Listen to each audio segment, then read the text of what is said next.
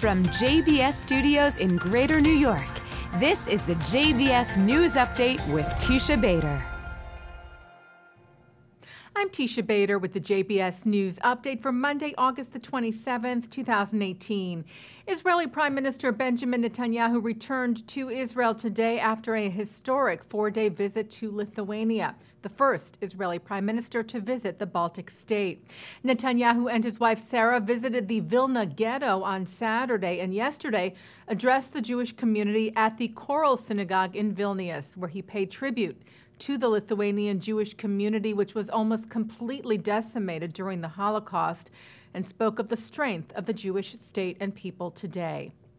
I heard their stories. I wanted to tell them, we are here. We are back.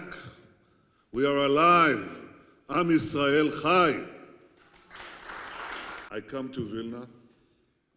I return to Vilna at the head of a proud, strong, advanced Jewish state.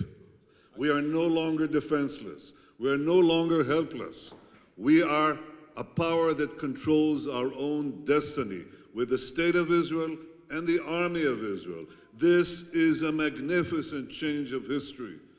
Netanyahu also took a moment to express his condolences for U.S. Senator John McCain, who died yesterday at the age of 81 from brain cancer.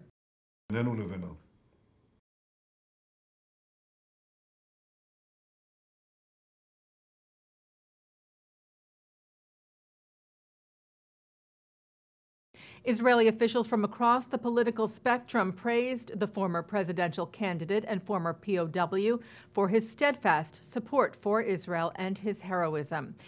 Israel's President Reuven Rivlin called McCain a great leader, a defender of his people, a man of strong values, and a true supporter of Israel. Opposition leader Tzipi Livni called McCain honorable and courageous. She said of McCain standing up for his values, he showed us the way a true leader should act. Jewish organizations here in the U.S. mourned McCain. Pro-Israel lobby AIPAC said throughout his congressional career, Senator McCain stood with Israel because throughout his life he stood up for America's allies and our shared democratic values. American Jewish Committee CEO David Harris called McCain a leader of conscience. He said Senator McCain was a statesman and a national treasure and an avid supporter of Israel. And World Jewish Congress President Ronald Lauder called McCain a reliable friend of the State of Israel and a great supporter of the Jewish people. He said John McCain was a unique and inspirational leader, the likes of whom we are unlikely to see again.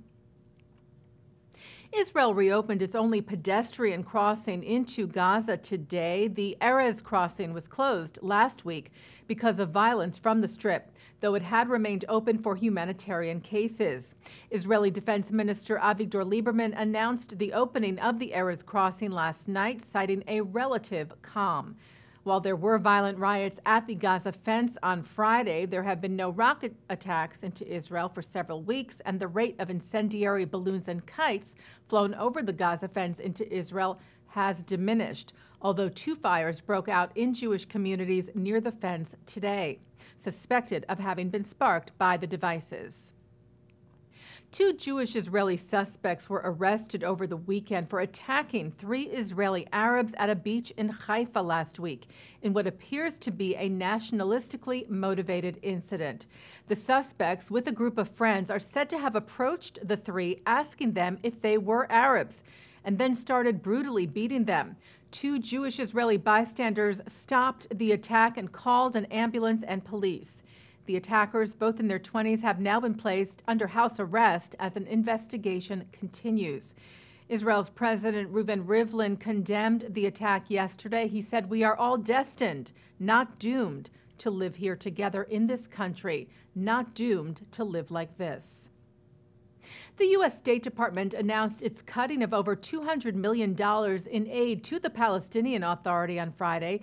The Times of Israel cited a State Department official saying this decision takes into account the challenges the international community faces in providing assistance in Gaza, where Hamas control endangers the lives of Gaza citizens and degrades an already dire humanitarian and economic situation. Iconic playwright, film and television writer, and comedy master Neil Simon has died. His beloved work for the Broadway stage includes The Odd Couple, which won him his first Tony Award in 1965 and went on to become the hit television series. Also The Sunshine Boys, Sweet Charity, Barefoot in the Park, and the Brighton Beach trilogy.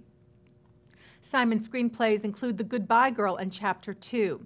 The prolific writer won 4 Tonys in his lifetime, as well as the Pulitzer Prize, the Mark Twain Prize, the Kennedy Center Honors, 4 Writers Guild of America Awards, and others, and has a Broadway theater named for him. Simon died yesterday of complications from pneumonia. He was 91. A pocket watch with Hebrew letters on its face was sold at auction for over $57,000 this weekend. It also features an image of Moses holding the 10 Commandments on the back of the watch. The watch belonged to Sinai Cantor, a Jewish-Russian immigrant who died aboard the Titanic. His wife, Miriam, survived.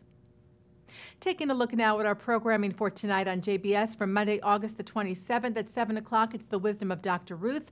At 7:30, a discussion of the rise of anti-Semitism masked as anti-Zionism with former UN Ambassador Dori Gold, the AJC Europe's Simone Rodan Ben-Zaken, and others. At 8:40, the head of the world's largest Muslim organization, Yahya Khalil Stakuf, talks about the importance of Muslim-Jewish relations with the AJC's Rabbi David Rosen. At 9, Mark Golub sits down with Muslim Zionist Hassam Hafiz. At 10, Alan Dershowitz and Dennis Ross discuss the Iran deal and the Israeli-Palestinian conflict from the 92nd Street Y. And coming up right after this newscast tonight at 6:30, the Israeli debate program Frenemies. And that's the JBS News Update for Monday, August the 27th, 2018. I'm Teisha Bader.